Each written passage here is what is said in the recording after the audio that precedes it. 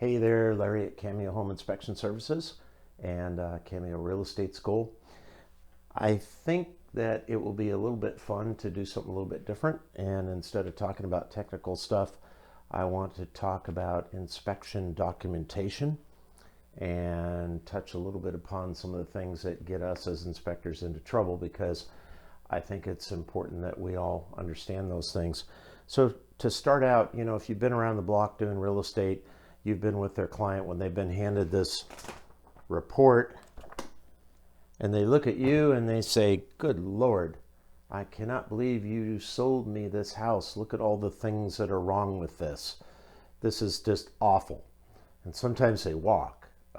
Sometimes your job is really, really difficult trying to deal with all this.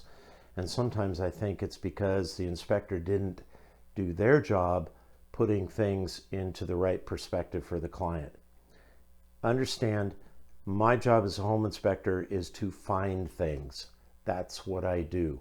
But more importantly than that, it isn't what you find, it's how you explain it to the client. It's how you teach them about the significance of what it is that you found. That's night and day. That's the state and art of what it is that we do.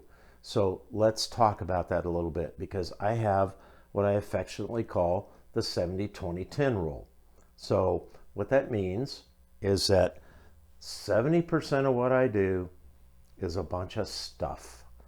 I need to document that I met the standards of practice. The standards of practice enunciate what you're supposed to inspect, how you're supposed to inspect it, what you're supposed to document, what you don't have to inspect, and so on. It seems like a really mundane and boring thing, and actually it kind of is, but it's really important that I do that, because if I'm ever in a position where I'm standing before the man in the long flowing black robe and he questions me about something that I've done, that's my fallback to say, "Oh, no, I did." For example, let's say that the aforementioned man in the long flowing black robe says, "Well, Mr. Stamp, how did you inspect the furnace? How do we know that you inspected the furnace?" "Well, Your Honor, it's right here, because it says this is where the furnace was located. This is the brand of the furnace. This is the size of the furnace. This is how the furnace is vented. And this is a documentation of what the temperature rise when I checked it." Oh, okay, never mind. So that's really important stuff for me. It's dotting my I's and crossing my T's, and it's absolutely critical. Next to that, maybe sometimes of even greater importance, is documenting what I didn't inspect, what I excluded, what I couldn't inspect, what I couldn't get to, what I couldn't see, whatever. That to me is actually probably more important than just about anything, because if you do get that phone call from somebody that says, "Well, I have a problem with such and such," well, okay, but it says here in the report I couldn't get to that, and I recommended you have someone, make that accessible, or whatever it may be. So that and documenting the standards of practice is all a really, really important part of this 70 percentile. And trust me, it takes up a big part of that report sometimes. So next, 20%. 20% is what I call nuisance documentation. Most people are really, really nice, but I'm afraid that there's some folks that if you don't write down they got a chip in their sink or something like that, they're going to call you up and say, "I've got a chip in my bathroom sink and I didn't see that in the report." You're right. I'll take care of it. I don't have to. I mean, I could draw my line in the sand and say, "Oh, too bad, it's wear and tear." But, that's a business decision and how you run things. But you have to posture yourself for those kinds of things. Now, I don't want to go overboard. I'm not going to spend my time documenting there's a boo-boo here and a bump here and a scratch there. I ain't going there. But, you got to find that balance in between somewhere as a home inspector that protects you without going absolutely crazy overboard on those things. Now, we're up to 10%. 10% of this inspection that is actually, in my opinion, important. Number one, health and safety. Health and safety always rises to the top. Health and safety is electrical. Health and safety is gas venting. Health and safety is, oh my God, we're all going to die. Okay, it's pretty cut and dry, and it's a gimme. All right, and any inspector, if they fail to make it clear what is a health and safety issue, particularly if you have an imminent hazard, shame on them. Okay, health and safety, number one. Number two, any high dollar repairs. Number three, any conditions where there could be really costly hidden things. Now, I'm going to guarantee you those last two are always water related. Always in this climate anyway. And they always involve the exterior envelope, the roof, or the substructure. It's just a gimme. When I do field training for new instructors, I always tell them, look, you got to focus on the three areas that are going to cost you the most if you screw up. And that's the roof, that's the substructure, that's the exterior envelope. You miss a bad light switch, who cares? Fix it. That's chump change. You miss a drippy pipe underneath the kitchen sink, that's nothing. Fix it. Be happy. Don't miss stuff on the outside or the roof or the underneath, because it'll put you out of business, plain and simple. All right, so there's kind of an overview of our inspection reporting. And again, my job is to help people understand this is 70%, this is 20%, this is 10%. That's what I do. Now, let's take a quick look at things that inspectors don't do or do that kind of gets them in a little bit of trouble. Number one, contract. The rule, the whack in Washington State says I must try to get my contract to my client in advance of the inspection. To do that, I need the information. I need the realtor to give me the email address, whatever it may be. I absolutely need to make that effort every way that I can to get that to my client. I need them to read through that before I arrive on site. And if nothing else, what I want to avoid is what they call a contract of adhesion. So if, once again, I'm standing before the man in the long flowing black robe and he says, Mr. Stamp, how come you did not get this contract to your client in advance of the inspection so they could read it and understand it and negotiate it? I'm guilty. Take me away. Okay? I don't want to go there. So it's really critically important that I get that to them. It also speeds the process, by the way. Number two, expectations. I have been fortunate enough to work with the state on our standards of practice, looking at amending them and changing them a little bit and so on. And I had a chance to talk with the guy who does all the investigations.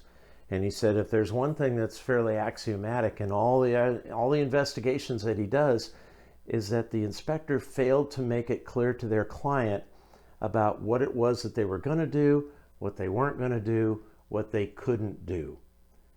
And the result of that is that you get clients who are really upset because they thought you were going to look at this. They thought you should look at this.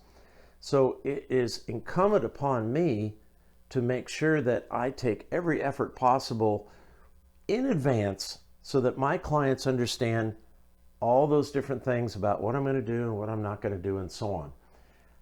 We got to be on the same page when I arrive at the inspection. They need to have it clear in their head about what I'm going to do, what I'm not going to do, what I can't do, how I'm going to do it. Do they follow me around? Do they stay inside? Whatever it may be. That's really, really critical. Boilerplate. If you've been around the block, you know inspectors like boilerplate comments. Oh my God. You know, it's almost as good as a candy bar to a kid. But the problem is that we use boilerplate language way too much. We insert boilerplate language in our reports without any kind of discretion sometimes. And sometimes the boilerplate comment doesn't really apply to the particular residence that we're inspecting. Here's a boilerplate comment about asbestos in a house that's 2019. Well, that kind of discredits the report, doesn't it? So inspectors need to be kind of careful with that thing. Also, it can create a little bit of concern from people reading it going, oh my God, asbestos? This is a brand new house. Sorry, never mind. Over-explaining things. Home inspectors are notorious for this, and particularly if they've been burnt by something before. I know a guy who got sued over mold in the attic. And now whenever he sees mold in the attic, his language is about that long, almost literally. And it's kind of too bad, because the more language that you throw at something, even if it's something small, just by virtue of the amount of language, it makes it seem so much bigger than it may actually be. So we're guilty of that often. And I'm a big fan of, hey, let's keep it simple. I'll share an example with you. There's a dear friend of mine who used to inspect, doesn't anymore. And we're sitting in a classroom one day during one of these seminars. And one of the things that home inspector seminars, the teachers, the people that are speaking always like to do, they like to throw a photo up there and they go around the class and say, tell me what you think of this. That's their favorite thing to do, because apparently they don't have a lot of creativity with this sort of thing. So they're going around the class, and the picture that's up there is a pipe in a crawl space that's dripping water. And they go to person after person after person. And each person goes into all this elaborate diatribe about, oh, it's this kind of plumbing, and it's been known to have problems, and it's on a recall, and da-da-da-da-da. And they finally get to my buddy, and what about you? It's a plumbing leak. Call a plumber. Wow. There it is. You don't need to do any more than that. It's simple, okay? Recommendations. I find a lot of times that inspectors get themselves into trouble by making specific recommendations about how something should be repaired. Now, I was a contractor, I was a roofer, I was a guy you called to lift up houses and repair underneath them, and drainage contracting and all that. So I have some background where I can say to somebody, well, if it was me, this is how I might do it. But I don't do that anymore. I don't want to do that anymore, and I don't want the liability for being wrong about making a recommendation. It's not my problem. So I may tell somebody, yeah, I might do it this way, but hey, you know what? You really should have a contractor look at it, because I ain't the sharpest knife in the box, and somebody may have a better idea than me. So you call them and have them figure out what needs to be done. I'm not going to make specific recommendations unless there's some weird thing going on that it's like, oh yeah, you need to do this. Okay? But otherwise, inspectors need to avoid that. In the end, what we do is fairly simple, and this was what was taught to me. Number one, we discover. I'm going to discover issues that are there that are of a concern to me. Number two, I'm going to describe, and I'm going to basically say, this is why I'm reporting on this. This is why I'm concerned about this. And number three, I'm going to direct. I'm going to basically say, this is who needs to follow up. You have a gas leak. I can smell it. I'm concerned because we could all blow up and die. Have the gas company come and fix it. It's that simple. I don't need to do any more than that, nor should I do any more than that. So that's a little bit about things that should happen in the inspection industry during an inspection. It doesn't need to be that complicated. We don't need to go into all this detail and stuff that just makes it this unwieldy, huge, big thing like this. It doesn't need to be that complicated. So anyway, I hope that helps a little bit. As always, if you have questions, 360-459-1632 is the phone number. Cameo Home Inspection at Comcast.net. Any way that I can help you or answer any questions, I'm here. Let me know. Take care.